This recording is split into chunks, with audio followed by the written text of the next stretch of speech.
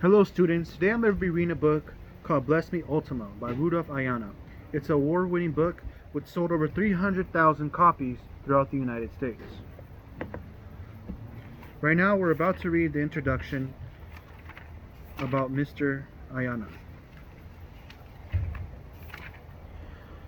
Mr. Ayana is a presence in Chicano literature that can never be replaced. His book, Bless Me Ultima, and now in his fifth printing, has admirers throughout the world. It is commonly read in England, France, Mexico, and Australia. From this standpoint alone, his point of view as a Chicano cannot really be replaced by anybody else.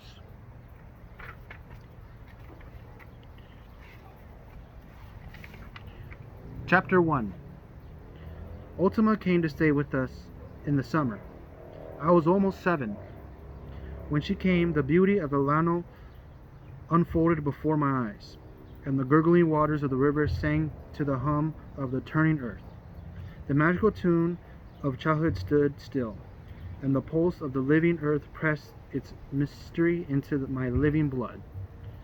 She took my hand, and the silent magic powers she possessed made beauty from raw sun-baked Llano. The green river valley, and the blue bowl which was white as the sun.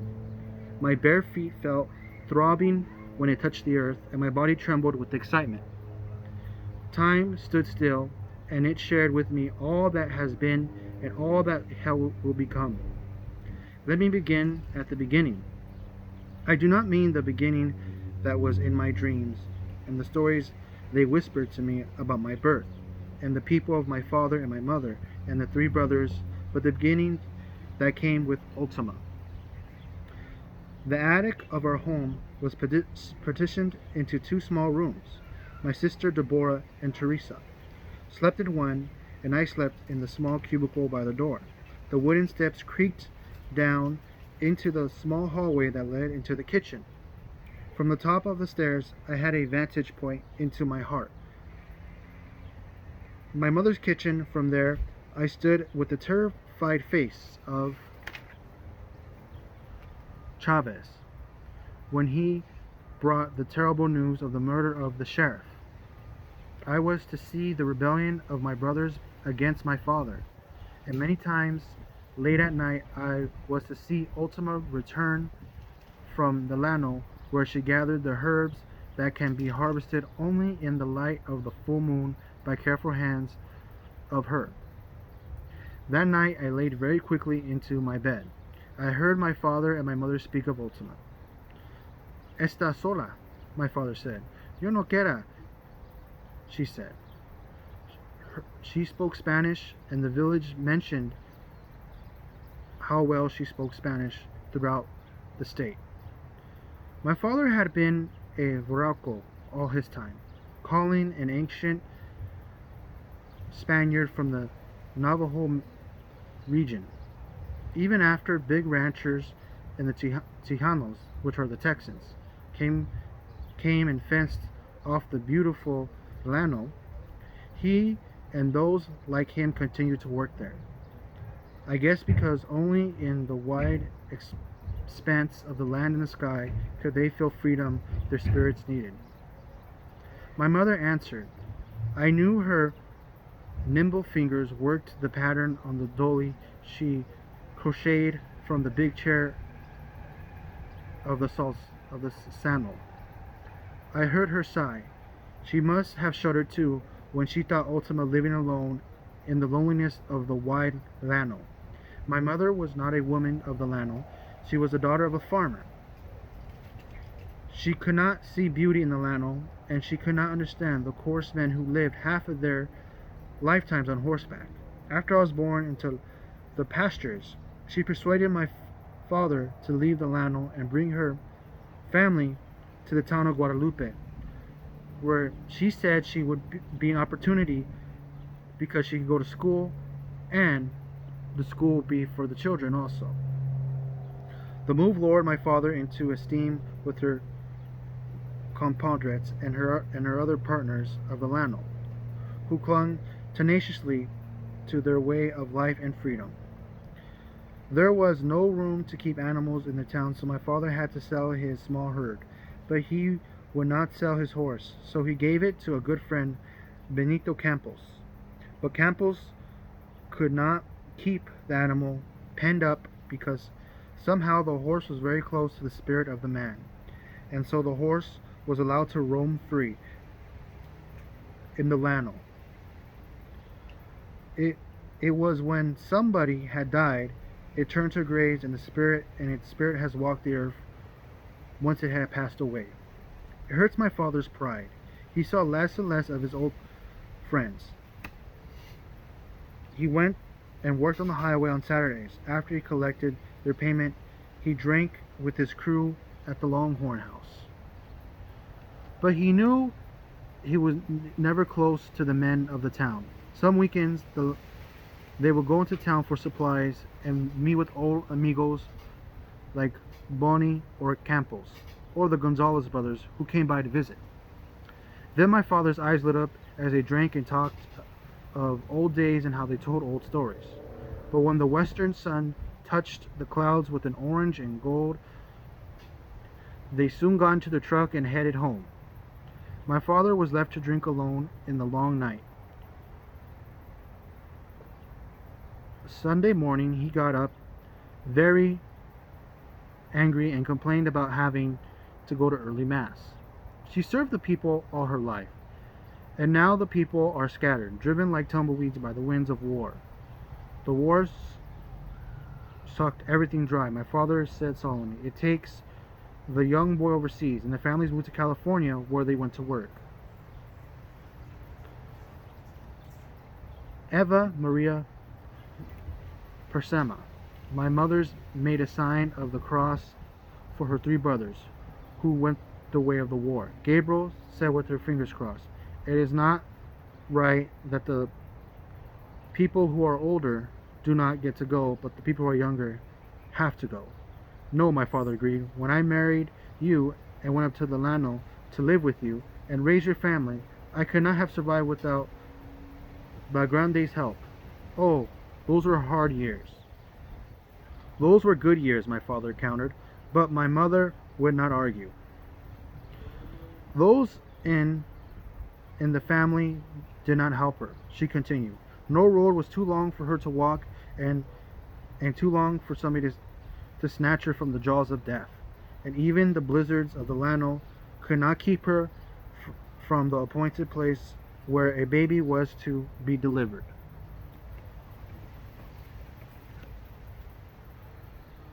There isn't a family she did not help. She continued. No road was too long for her to walk, for her to snatch somebody from the jaws of death.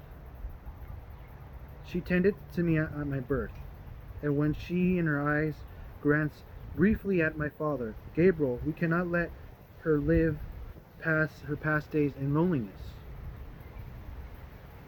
No, my father agreed. There is no way for her to live like this. It would be a great honor to provide a home for La Grande, my mother murmured. My mother called Ultima La Grande out of respect. It meant the woman of old and wise. I have already sent word with Campos that Ultima is to come and live with us, my father said with some satisfaction. We knew it would please my mother.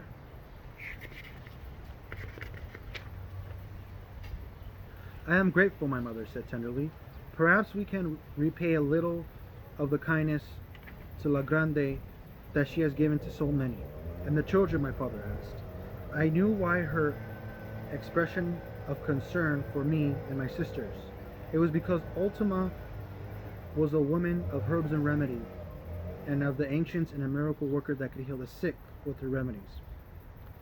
And I had heard that Ultima could lift the curses laid by many people, that she could exorcise evil the witches planted into somebody which were making them sick.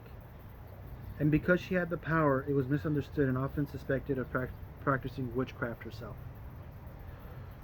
I shuddered at my heart, and it turned cold at the thought that people of all the tales evils have done. She began bringing them into the world, but she cannot be good for the children, my mother answered. My father yawned. I have got to go for her mourning, and I have to go see her to make sure she is not alone. So it was decided that Ultima should come and live with us. I knew that my father and mother did good by providing a home for Ultima. It was the custom to provide for the old and the sick. There is always room and safety and warmth for la familia, for one more person, but that stranger a friend. It was warm in the attic, and as I lay quietly listening to the sounds of the house falling asleep and repeating the Hail Mary over and over again in my thoughts, I drifted into time of dreams. Once I have told my mother about these dreams, and she said that they were visions from God, and she was happy of them, because her own dream was that I should grow up and become a priest. After that, I did not tell her about my dreams, and they remained in me and died forever. In my dreams, I flew over the rolling hills of the Llano. My soul wandered over the dark plains until it came to a cluster of adobe huts. I recognized the village that I was in, and my heart grew happy. One mud hut had lightened windows, and the vision of my dream swept me towards when it seen at the birth of a baby. I could not make out the face of my mother, who rested from the pain of birth, but she was an old woman in black who tended to just arrive screaming with the baby. She nimbly tried to tie a knot to the baby's mother and also to the baby's blood. Then quickly she bent and with her teeth and bit off loose end. She wrapped and squirmed the baby and laid it out on her mother's side. She returned to the cleaning bed. All the linens were swept aside to be washed, but she carefully wrapped the useless cord and the afterbirth and laid the package at her feet of the Virgin Mary on the small altar. I sensed that these things were yet to be delivered to somebody. Now the people who have waited patiently in the dark were allowed to come in and speak with her mother and deliver their gifts to the baby. I recognized my mother's brothers, my uncles, my grandmothers, and my cousins. These people entered ceremoniously, a patient hope when they saw the baby's eyes. This one was Luna. The old man said, "He will be a farmer and keep the customs and traditions. Perhaps God will bless our family and make the baby a priest." And to show their hope, they rubbed the dark earth of the river valley on the baby's forehead, and they surrounded the baby with the fruits of their harvest. So the small room smelled of fresh green chili and corn, ripe apples, peaches, pumpkin, and green beans. Then the silence was shattered with the thunder of hooves on the ground. A small horse, stouts, and gunshots. When they entered the room, they were laughing, singing, and drinking. Gabriel shouted, "You have to find my son. He will make a fine horseman." And they smashed the fruits and vegetables and surrounded the bed and replaced them with the saddle of a horse. Blankets, bottles of whiskey, new rope, bridle, chapas, and an old guitar. These are all the signs of him being a horseman as he grew older. And they rubbed the strain of the earth on the baby's forehead, because, man, he was not afraid to put the earth on the baby and be free upon it. These were the people of my father, horsemen of the Llano. They were exuberant, relentless people, always wanting to do work, wandering across the ocean of the plain. "We must return to our valley," the old man led the farmer spoke.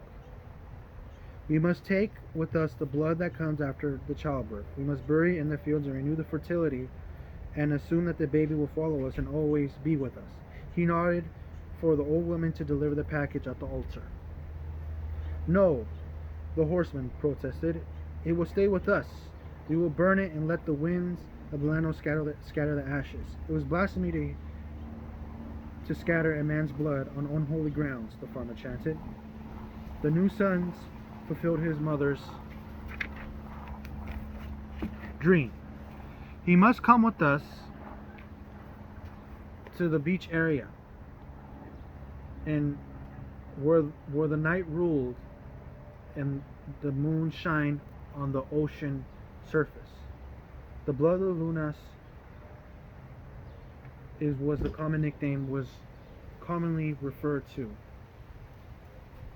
as this sacred place. His forefathers were conquistadors, men as relentless as the seas they sailed and as free as the land they conquered. He is his father's blood. Curse and threats filled the air with pistols, and the opposing sides made ready for battle. But the clash was stopped by an old woman who delivered the baby.